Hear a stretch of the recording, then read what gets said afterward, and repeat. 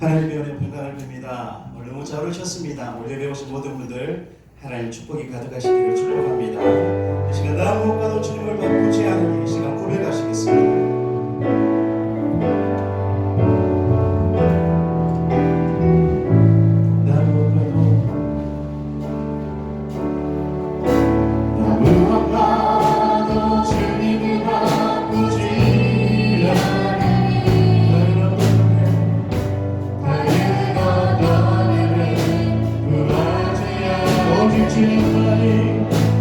주님만이 내 삶에 또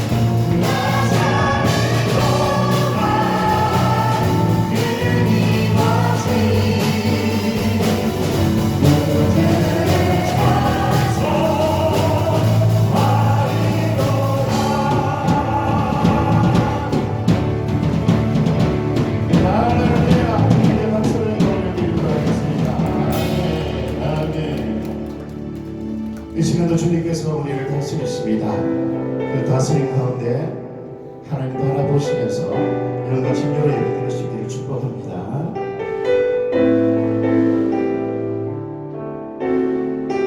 주께서 다스리네, 주께서 다스리네 내 삶을. 주께서 다스리네 내 삶을. 주께서 일하시네 지금도. 주께서 일하시네 내 삶. 주께서 다스리네, 주께서 다스리네 내 삶을. 내 삶. 주께서 다스리네 내 삶을. 주께서 일하시네 지금도. 주께서 일하시네 내 삶을. 주님만이 위하시고 주님만이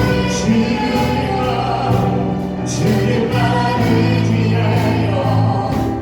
예 주님. 주님만을 위해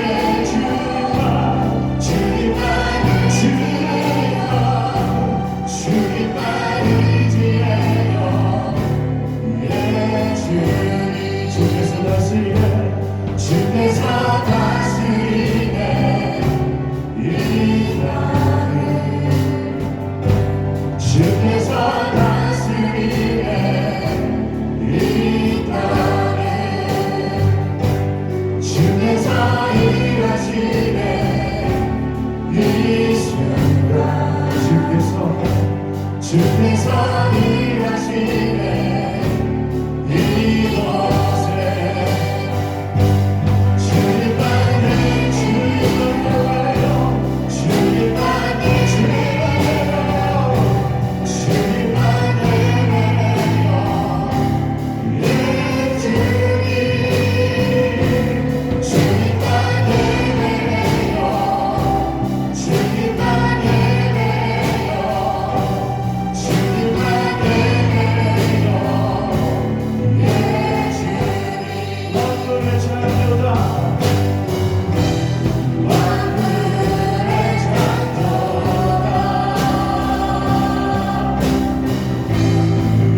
열반의 통치자, 주 다스리시네. 나 주께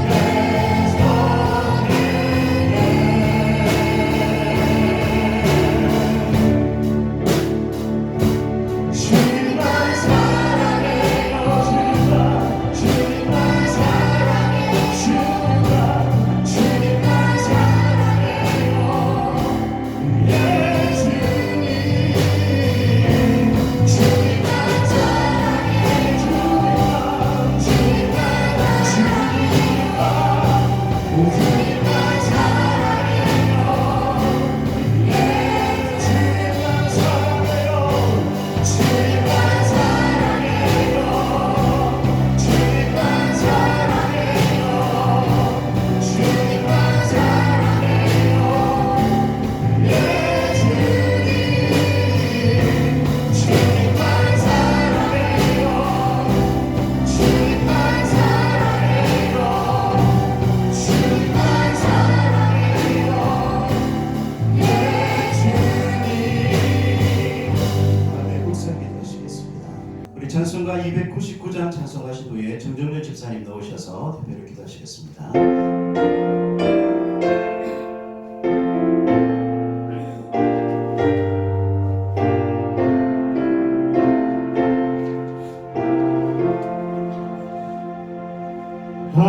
하나님 사랑은 온전한 참사랑 내 맘에 부어준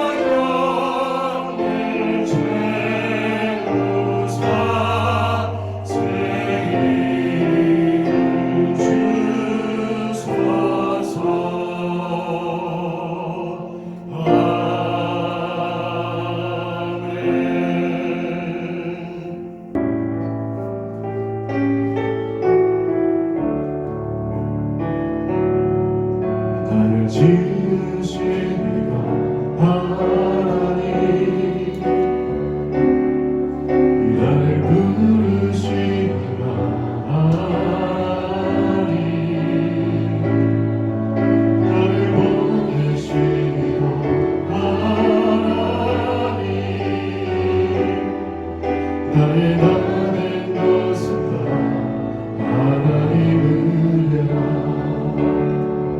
날 달려갈 길 다가도 날 마지막으로 따라도 나는 그 십자가 붙게 하신 나의 하는 것은 다 하나님을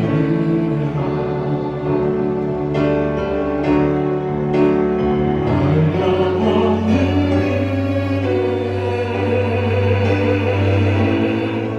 아플 길 없는 은혜 내 삶을 애워싸니 하나님의 은혜 나 친절함 없이 그 땅을 밟음도 나를 붙드시는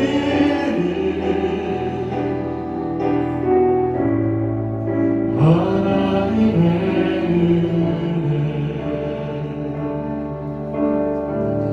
네.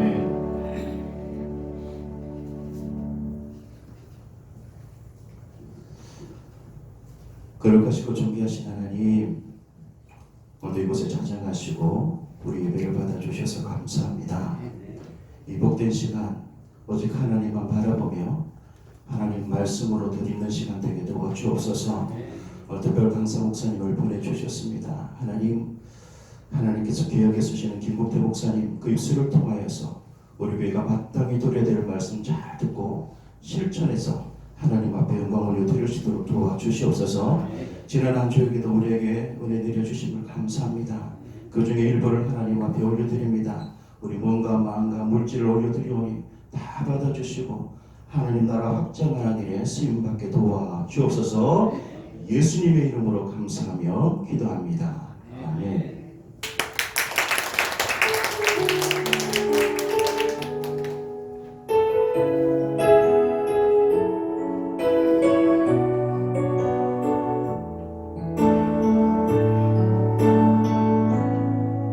나를 저물어 갈 때 빈틈에서 걸을 때 그때가 하나님의 때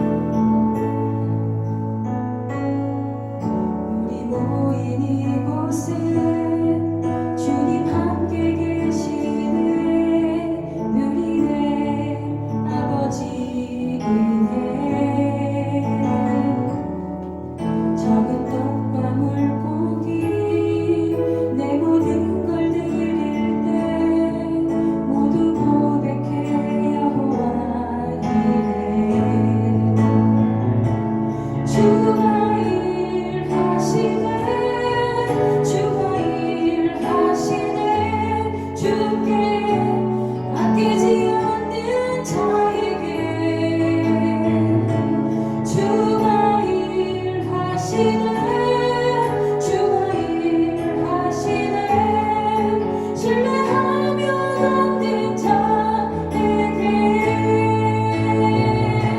주가 일하시네 주가 일하시네 주께 아끼지 않는 자에게 주가 일하시네 주가 일하시네 신뢰하며 걷는 자에게 신뢰하며 걷는 자에게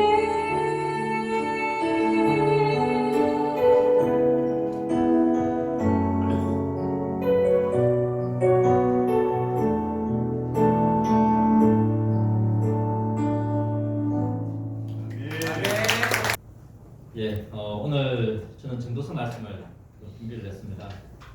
이 전도서 말씀을 통해서 우리가 이 세상 살아가면서 많이 헛된 그런 경험들을 많이 하잖아요. 세상 사는 게 참 힘들다, 허무하다, 이런 참 고백 아닌 고백을 할 때가 있는데 이러한 때를 어떻게 우리가 극복할 것인가에 대해서 함께 좀 나눠봤으면 좋겠습니다. 가스펠 교회 성도님들, 여러분들의 삶은 늘 행복하고 그리고 의미 있는 그런 방향으로 흘러가고 있습니까? 행복하십니까?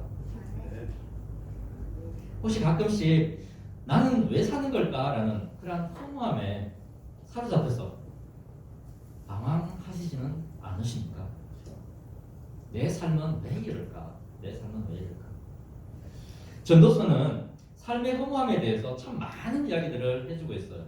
이 전도서를 읽다 보면 때로는 아니 기쁨이 충만했는데 오히려 삶이 허무해지는 듯한 그런 경험을 할 때도 있어요.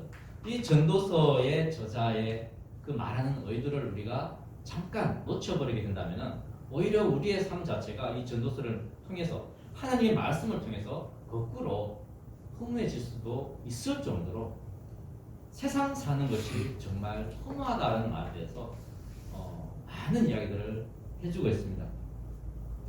자, 그러나 전도서는 이 세상의 허무함을 극복하는 처방전을 우리에게 또한 알려주기 위해서 쓰여진 책이라는 사실 우리는 잘 알아야 할 것입니다. 오늘 본문도 전도자는 우리가 인생의 허무함을 어떻게 이겨낼 수 있을까에 대한 힌트를 제공해 주고 있어요. 그래서 그것이 무엇인지 오늘 본문을 통해서 하나하나 좀 우리가 살펴보기를 원합니다. 성경은 말합니다.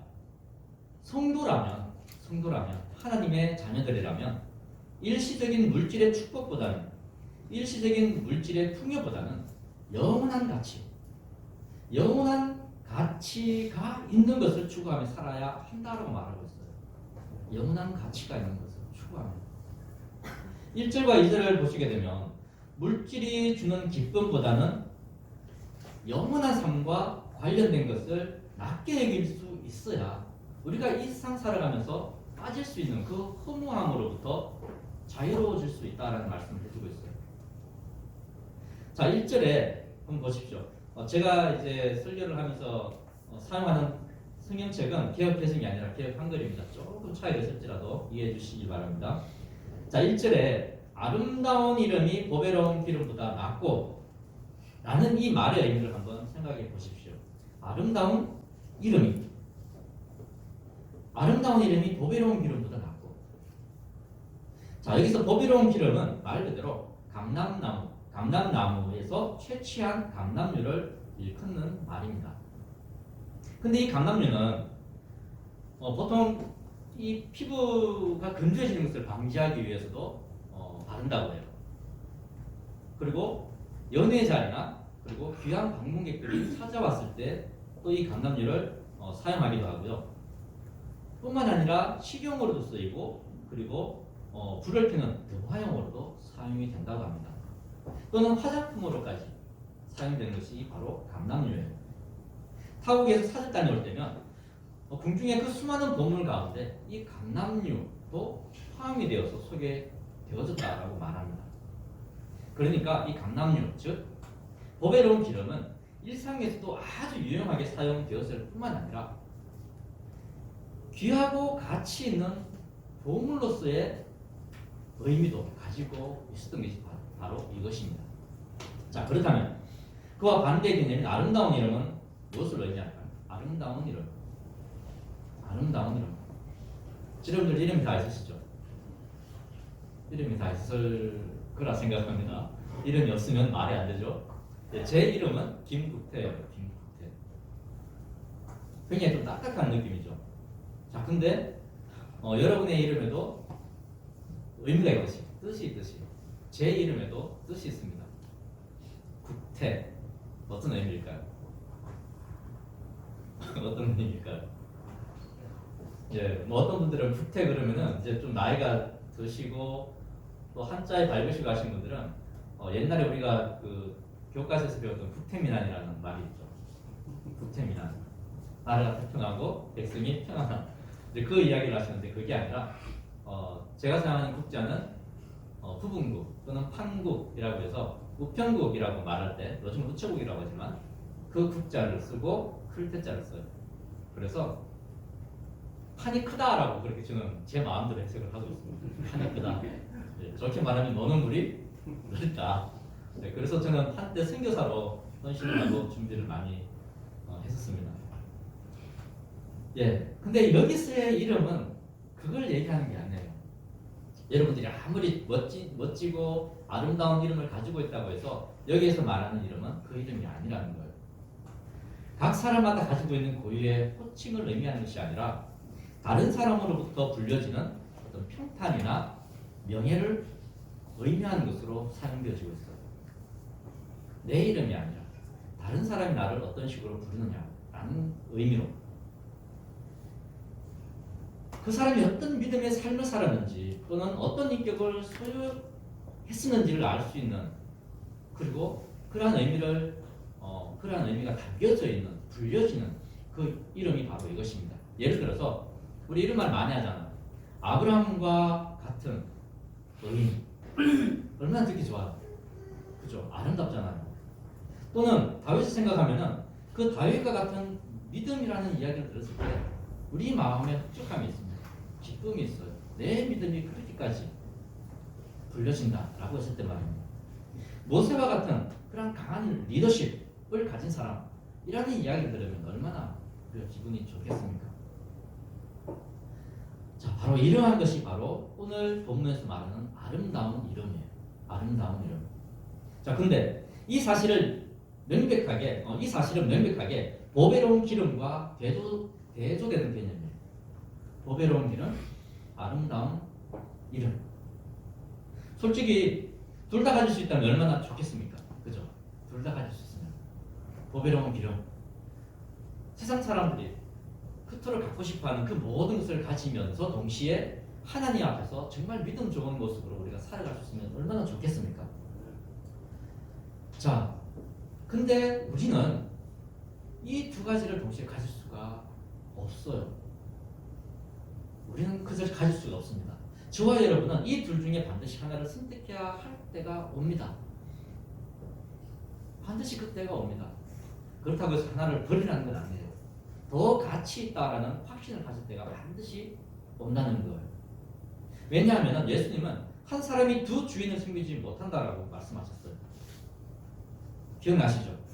그리고 성도는 하나님과 재물을 겸하여 섬기지 못한다라고 예수님께서는 말씀하셨어요. 혹시 둘 중에 하나를 택하라고 한다면 우리는 무엇을 택하게 될까요? 여러분들은 무엇을 택하게 될까요?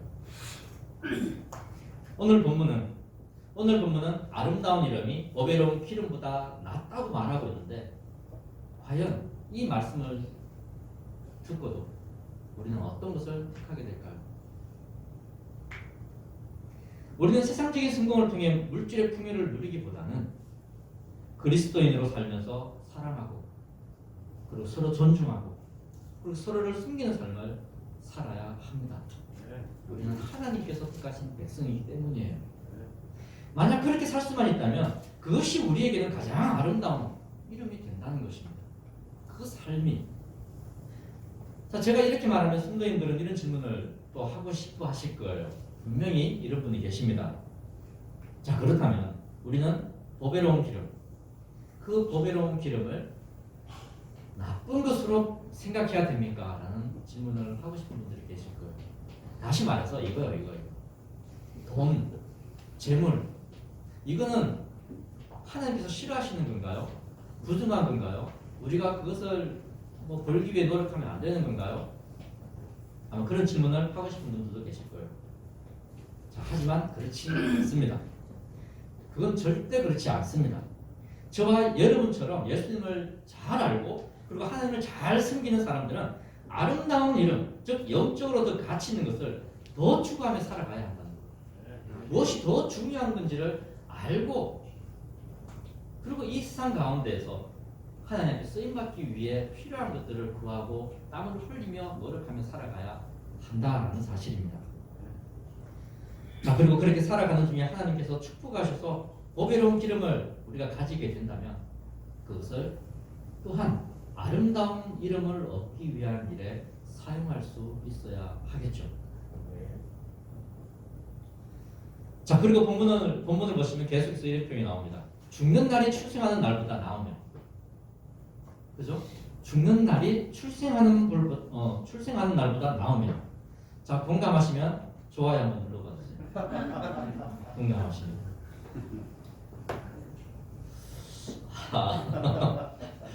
자, 솔직히 이 말은 도무지 이해가 안 됩니다.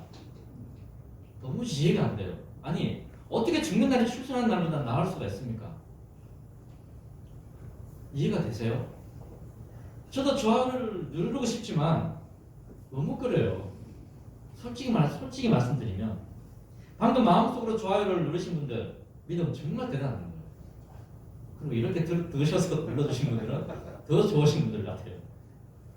물론 졸다가 놀라서 누르시는 경우는 제가 하고요. 자, 아무튼 우리가 운동하고 그리고 건강한 음식을 먹고 그리고 코로나 시기에 마스크를 착용하면서 생활 속 거리두기를 했던 이유가 무엇입니까? 오래 살기 위해서였잖아요.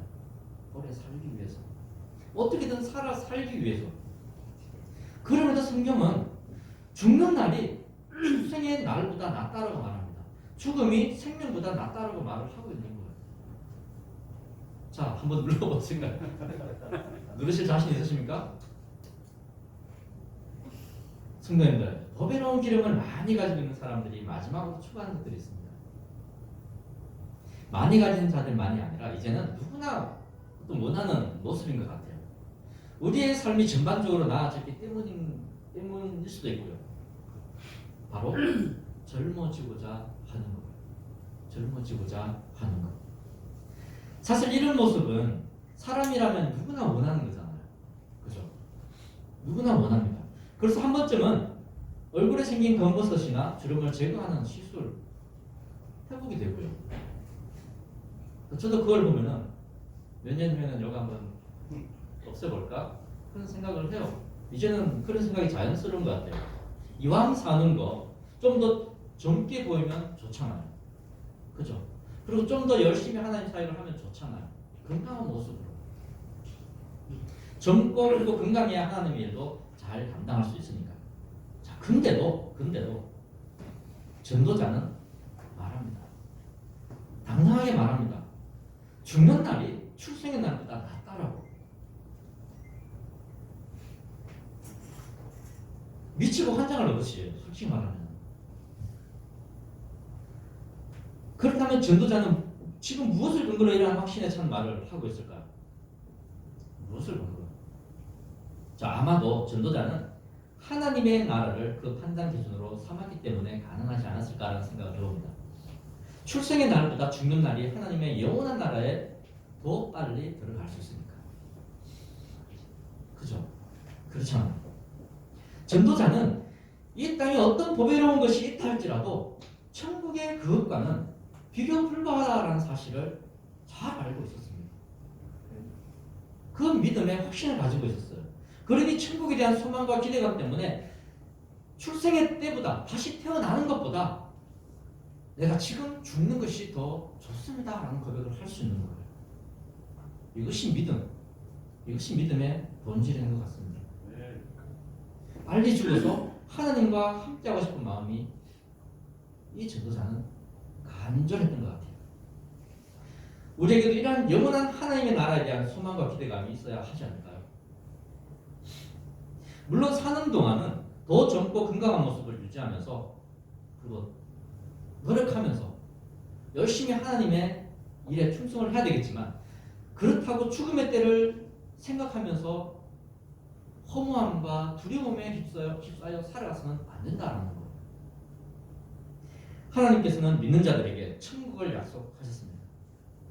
바로 이 때문에 우리에게는 죽음에 대한 두려움, 그것을 넘어서서 오히려 죽음조차도 기뻐할 수 있는, 기다릴 수 있는, 고대할 수 있는 그 믿음에 이르러야 할 줄 믿습니다. 저와 여러분도 이런 의미에서 오늘 전도자의 말처럼 출생하는 날보다 죽는 날을 더 사모할 수 있기를 원합니다. 자, 그래서 우리 남은 날 동안 믿음 안에서 하나님의 나라에 대한 더 큰 확신을 가지고 아름다운 이름이 보배로운 기름보다 낫고 그리고 죽는 날이 출생하는 날보다 낫다라는 이러한 고백을 담대하게 할 수 있기를 원합니다. 아멘. 영원한 하나님의 나라에 대한 믿음을 통해 세상 사람들의 삶과는 클래스가 다른 그런 삶을 살아가는 가스펠 교회 성도님들 되시기를 바랍니다. 아멘. 자, 이슬에서도 허무한 인생을 극복할 수 있는 방법에 대해서 소개를 하고 있습니다. 그것은 바로 죽음 이후의 삶을 지금 차근차근 준비해 가라는 메시지예요. 자, 1절에서는 죽음 자체에 초점을 맞췄다면 2절에서는 죽음 이후의 삶에 대해서 우리가 더 알아야 할 것에 대해서 말해주고 있어요. 자, 성도님들, 자, 솔직한 말로 초상집 가는 게 좋아요? 잔치집 가는 게 좋아요? 잔치집 가는 게 좋죠. 잔치집 분위기가 더 좋아요. 요즘은 결혼식장 식사가 이건 호텔급이잖아요. 더 잘 나와서 신랑과 신부의 그 아름다운 모습을 구경하고 축하해주러 가기보다는 밥에 대한 기대를 가지고 가는 경우도 있고 가시는 분들도 솔직히 많이 있습니다. 아니 식장에 들어가 보지도 않고 식사만 맛있게 하고 오는 경우도 많잖아요. 그렇지 않습니까? 그런 경우 없으신가요? 있으실 텐데. 그러고도 만족하면서 돌아와요. 신랑집 얼굴도 못 봤는데, 그죠? 자, 이런 상황이 나쁘다고 말하는 것이 아니라 최소한 잔치집은 부담이 없습니다. 부담이 없어요. 그리고 가벼운 마음으로 가서 여러 가지 좋은 장면들을 보고 배도 든든히 채우고 돌아올 수 있습니다. 자, 근데 초상집은 어떻습니까? 초상집은요. 절대 가벼운 마음으로 갈 수 없습니다. 그죠? 무거워요. 많이 무거워요. 유족들을 어떻게 위로할까 가면서부터 생각을 합니다. 따뜻한 위로 한마디 해주고 와야 될 텐데. 장례식장에 들어서는 순간부터 왠지 긴장이 되는 것이 사실입니다. 식사 시간에는 고인의 살아 숨기는 이야기를 나누면서 그리고 삶에 대한 우리의 이야기도 하고 사는 날 동안 어떻게 살아야 할지 우리 자신도 돌아볼 수 있는 그러한 시간이 됩니다. 왜요? 나도 언젠가는 저 사진 속에 인물이 될 수 있으니까. 성경은 말합니다. 모든 사람의 결국이 이와 같이 됨이라. 산자가 이것에 유심하리로다. 성도님들은 죽음 이후의 삶을 지금 어떻게 준비하고 계십니까? 아마 우리 학생부, 청년부 같은 경우는 전혀 신경을 쓰지 않는 그런 부분일 수도 있을 거라 생각합니다. 자, 누구나 피해갈 수 없는 죽음 이후의 삶, 우리가 그것을 위해서 얼마나 생각을 하며 살아가고 있는지,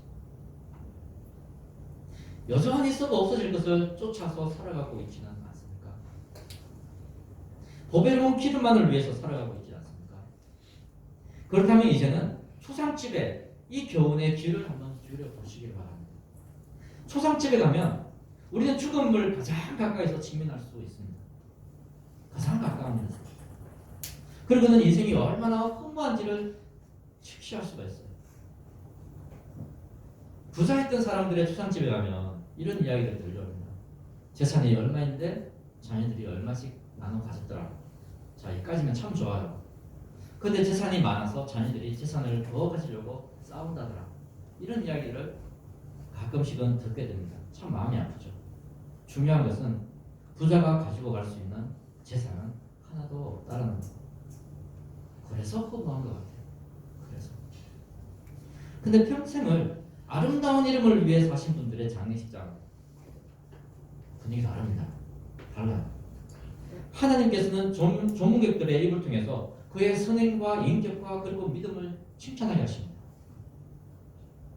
그에게 아름다운 이름을 허락하시는 거죠. 결국 우리가 죽음을 넘어서 영원한 나라에 들어갈 때는 이 아름다운 이름만을 가지고 들어갈 수 있다는 거예요. 이것만을 가지고 하나님 앞에 설 수 있다는 거예요. 이 땅의 어떤 것도 죽음 이후에 영원한 나라로 가지고 갈 수 있는 것 없습니다. 없습니다. 그래서 저와 여러분은 지금부터 아름다운 이름을 위해 한 번 더 멋지게 살아보고자 하는 그런 마음을 가졌으면 좋겠습니다. 자, 3절과 4절도 결국 비슷한 내용인 듯 합니다. 때로는 세상으로부터 외면받는 생각일 수는 있습니다. 하지만 분명 더 가치 있는 것들이 있다라는 거예요. 한번 보십시오. 세상은 슬픔보다 웃음이 낫다라고 말하지만, 그죠? 세상은 슬픔보다 웃음이 낫다고 말합니다. 하지만 슬픔 중에 영원한 것을 생각할 수 있다면, 슬픔 중에 하나님을 붙들 수 있다면, 슬픔 중에 예수 그리스도께 소망을 둘 수만 있다면, 결국은 슬픔도 우리에게는 유익하다라고 성경은 말하고 있어요. 아니, 더 유익한 것이 되겠죠. 3절을 제가 한번 읽어보겠습니다. 슬픔이 웃음보다 나오면 얼굴에 근심함으로 마음이 좋게 됩니다. 유익하다라고 기록이 되어 있죠. 이 슬픔이라는 단어는 인생의 모든 고통스러운 감정을 다 포함하고 있습니다만 3절에서는 이 죽음을 피할 수 없는 인간들이 느끼게 되는 숙연함과 겸손이라는 아주 긍정적인 의미로 사용하고 있어요. 결국은 세상적 즐거움과 웃음과는 다른 진리 안에서 참된 기쁨을 발견하게 되는 그 도구로 사용되어지는 것이 바로 이 슬픔입니다. 3절의 표현 마음에 유익하다라는 이 말은 두 가지의 의미를 가지고 있는데요. 자, 마음의 슬픔도 마음의 즐거움도 즐거움이지만 그로 인해서 행위의 선한 변화도 나타나게 된다는 의미까지 가지고 있는 단어예요. 마음이 기뻐서 내 삶 자체에 긍정적인 에너지, 어떤 좋은 어떤 변화의 모습들이 나타나게 된다라고 말을 하고 있습니다. 즉 얼굴의 근심이 생각을 진지하게 만들고 생각을 정화시켜서 심오한 진리와 만나게 함으로 참된 기쁨을 얻게 되는 그러한 원리를 지금 전도서는 말해주고 있습니다. 그리고 동시에 이 아름다운 이름을 위해 선을 행하고 사람들을 대하는 태도에도 많은 변화를 가져오게 될 것이다 라고 말을 하고 있습니다. 자, 그런데 이러한 변화가 믿음 속에서 일어난다면 어떻게 될까요? 믿음 속에서 진리에 속한 저와 여러분은 세상이 주는 가볍고 일시적인 즐거움보다 영혼을 바라보는 영적 통찰력을 통해서 참된 기쁨을 누릴 수 있게 된다라는 의미를 우리에게 전해주고 있습니다. 참된 기쁨, 영원한 가치가 있는 것들을 찾게 될 것이다 라고 말을 해주고 있는 거예요. 혹시 지금 세상적인 일로 인해서 마음이 우울하고 그리고 허무한 상태에 빠져 있다면 오늘 이 말씀 더 깊이 묵상해 보시기 바랍니다. 성경은 말합니다. 그런 우리에게 영적으로 더 큰 가치가 있는 복음사에게 헌신하고 지체들을 내 몸과 같이 사랑하는 삶을 통해서 바로 그 허무한 삶을 극복하라고 말을 해주고 있습니다. 여러분들 우울증에 좀 빠져보신 적 있으신가요? 세상이 정말 세상 살면서 정말 살맛이 나지 않는 그런 경험을 해보신 적 있으신가요? 그리고 여러분들 스스로 그것을 극복해 보시려고 이겨 보시려고 노력해 보신 적이 있으신가요? 어려워요. 어려워요. 내가 세상 가운데 빠져서 살아가면은 절대 세상이 나에게 주는 그 소망을 극복할 수가 없습니다. 세상이 우리를 힘든 가운데 몰고 갈 때는 반드시 하나님의 말씀으로 그것을 이겨나가야 돼요. 하나님의 말씀의 능력으로 우리가 그 위기를 극복하지 않으면 또 다시 똑같은 고난 가운데 우리는 직면하고 갈 것입니다. 오늘 이 전도서의 말씀처럼 좀 더 하나님 앞에 허무하면 허무할수록 더 주님 앞에 나아가시는 여러분들 되시기를 간절히 바랍니다. 자, 이제 5절과 7절에서 전도자는 모든 사람에게 우매한 자들의 자리에 앉지 말고 그리고 지혜로운 자들의 길을 걸어갈 것을 당부하고 있는 것을 보게 됩니다. 성도라면 지혜자의 책망은 경청하되 우매한 자의 길로 가는 탐악과 그리고 뇌물은 반드시 경계해야 한다라고 말을 하고 있죠. 오즈리아에서 말하는 지혜자라는 이 말은 여러 가지 의미가 있습니다. 하지만 오늘은 이 지혜자를 하나님의 가르침, 하나님의 말씀을 가르치는 자로 이해하고 한번 나눠보도록 할게요. 성도님들, 사람이라면 누구나 할 것 없이 싫어하는 것이 있는데 바로 5절에 나오는 책망입니다. 그죠? 책망이에요, 책망. 혹시 책망을 좋아하시는 분 계신가요? 책망을 좋아하시는 분. 우리 지금 학생부 중에, 청년 학생부 중에 나는 엄마 아빠의 잔소리가 너무 좋아. 나는 그 잔소리를 사랑해. 라고 생각하는 친구들 있으신가요? 자, 정상적인 사춘기에 접어든 친구들이라면 아마 그것은 불가능할 거예요. 그러나 정말 믿음으로 부모님들의 책망을 받는 아이들이 있다면 나는 그 잔소리가 너무나 좋습니다 라고는 고백할 수 있겠죠. 자, 하지만 그것까지는 아직 기대하지 않겠습니다. 그냥 따지고 보면 이 책망만큼이나 우리에게 유익한 건 없는 것 같아요. 그죠? 아는데도 듣기 싫잖아요. 아는데도 듣기 싫어요. 기분이 상하고 화가 나기도 하지만 이 책망을 잘 받기만 한다면 더 나은 삶, 더 발전적인 삶이 우리에겐 약속되어 있습니다. 그래서 전도자는 지혜자의 책망이 우매자의 노래를 듣는 것보다 더 낫고 라는 이 말을 이렇게 당당하게 이야기하고 있습니다. 자, 여기서 한 가지 기억해야 할 것이 있다면 지혜자의 책망이 나에게 유익한 것이 되기 위해서는 한 가지 조건이 있습니다. 그것은 바로 그 책망이 나를 잘되게 하기 위한 것임을 우리는 인정해야 돼요. 철저히 인정해야 돼요. 그렇지 않으면 부모님의 말씀이든 하나님의 말씀이든 다 듣기 싫어지기 때문입니다. 하나님의 가르침을 내 삶에 적용할 때, 내 삶입니다. 다른 사람이 아니에요. 내 삶에 적용할 때 비로소 우리의 삶은 더 나아져 가는 것을 분명 저와 여러분은 경험하게 될 것입니다. 자, 근데 책망을 싫어하는 우리는 하나님의 말씀대로 살려고 하지 않고 다른 사람들이 그 말씀대로 잘 살고 있는지 살피는 그런 나쁜 습관들이 참 많은 것 같아요. 나는 돌아보지 않고 쟤는 하나님 말씀대로 잘 살고 있나? 그죠? 그런 경우 많잖아요. 즉 나는 괜찮아. 나는 잘하고 있어. 나는 문제가 없어. 근데 문제는 쟤야. 문제는 쟤야. 바로 저 사람이야. 이러한 생각과 자세로 하나님의 말씀과 가르침 그리고 책망을 만든다면 우리에게 유익한 것 아무것도 없습니다. 아무것도 없습니다. 하나님의 가르침과 책망이 나의 생각과 그리고 행위의 변화를 가져올 때 비로소 우리에게 그것이 유익하게 되는 것이며 또한 허무한 이 세상에서 영원한 가치를 바라보며 살아갈 수 있게 되는 것입니다. 하나님의 책망을 나의 삶에 적용시키는 태도가 우매자의 노래보다 나은 이유. 6절에서 이렇게 말합니다. 우매자의 웃음소리는 솥 밑에서 가시나무에 나는 소리 같으니 이것도 헛되느니라. 솥 밑에서 나는 가시나무에 타는 소리. 한마디로 우매자의 웃음소리는 절대 오래가지 못한다라는 이야기예요. 우매자들의 웃음소리는 하나님의 말씀, 하나님의 교훈을 멀리하고 세상이 말하는 어떤 성공 신화를 쫓아가는 사람들의 그 끝은 오래가지 못한다. 비록 사람들이 야 성공했구나라고 말을 한다 할지라도 6절을 원어로 보면은 앞에 이런 말이 있습니다. 때문에라는 말. 때문에. 즉 5절에서 지혜자의 책망이 우매자의 노래보다 나은 이유를 6절에서 말을 해주고 있는데요.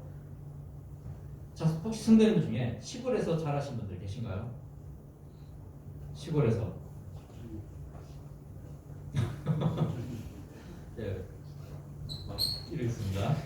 다른 분에게 적용을 막 이렇게 하겠습니다. 예, 시골에서 살아보신 분들 아마 이런 경우 많으실 거예요. 혹시 아궁이에 가시나무를 한번 떼어 보셨나요? 어떻습니까? 저는 다 태워봤어요. 저도 시골 출신이거든요. 그래서 다 태워봤습니다. 가시나무도 태워봤고요. 볏짚 더미도 태워봤습니다. 심지어는 산도 태워봤어요. 다 태워봤습니다. 이것까지 말하면 안 되는데. 네. 아무튼 소여물을 끓일 때 가끔 가시나무로 불을 피울 때가 있었어요. 이 가시나무가 다른 나무들과 다른 것은 탈 때에 타닥타닥 소리를 내요. 타닥타닥. 자, 그리고 그렇게 요란스럽게 타다가 금세 꺼져버려요. 금세 꺼져버려요. 6절은 우매자의 웃음소리, 우매자의 삶이 바로 이러한 가시나무와 같다라는 것을 우리에게 말해주고 있습니다. 세상 즐거움을 위해 사는 우매자들의 삶은 바로 가시나무처럼 시끄럽게 타다가 금세 끝나버리게 된다라고 그렇게 말을 하는 거예요. 이것이 바로 세상의 보배로운 기름, 세상의 보배로운 기름을 위해 사는 자들의 모습인 거예요. 세상이 주는 기쁨을 위해 하루하루를 살아가는 우매자들의 모습인 것이죠. 어쩌면 이들이 우리의 눈에는 세상의 주인공같이 보일 수 있지만, 정말 멋져 보일 수 있지만, 성경은 분명하게 말합니다. No, 아니라고요. 가시나무에 타는 소리일 뿐이라고 성경은 말합니다.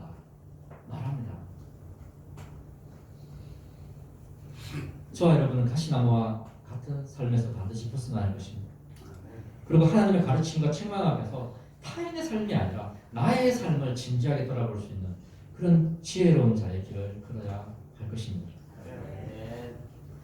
7절을 다 함께 읽어볼까요? 7절입니다. 네, 좀 다른데요. 달라도 그냥 크게 한번 읽어보십시오. 시작. 탐악이 지혜자를 음해하게 하고 예물이 사람의 명철을 망하게 하는가.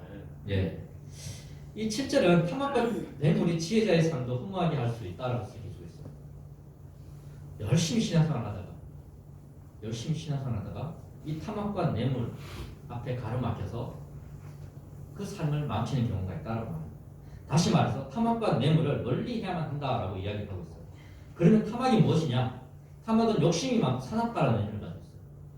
욕심이 많으면 좀 사나워지죠. 어쩔 수 없습니다.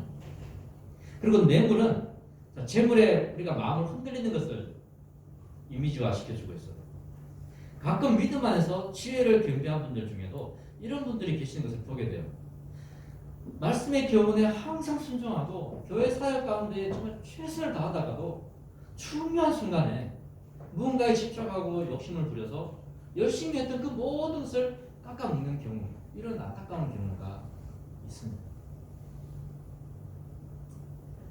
만약 우리도 열심히 신앙생활을 해서 믿음과 그리고 지혜를 갖추었다 해도 세상적인 것에 또 욕심을 부리거나 그것에 마음을 빼앗긴다면 이렇게 우리의 삶이 망가질 수 있다는 사실을 꼭 기억하시고 끝까지 하나님의 그 말씀 가운데 더 영원한 것을 찾아 추구하며 누릴 수 있는 저와 여러분들 됐으면 좋겠습니다.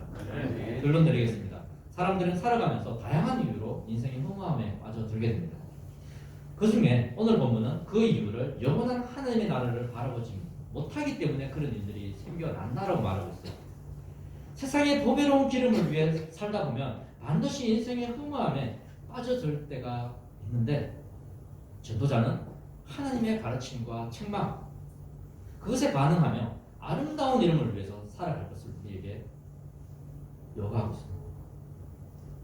그렇기 때문에 저와 여러분은 영적인 것들에 더 진지한 태도를 가져야 하며 욕심과 사나운 모습에서 돌아서야 합니다. 버려야 합니다.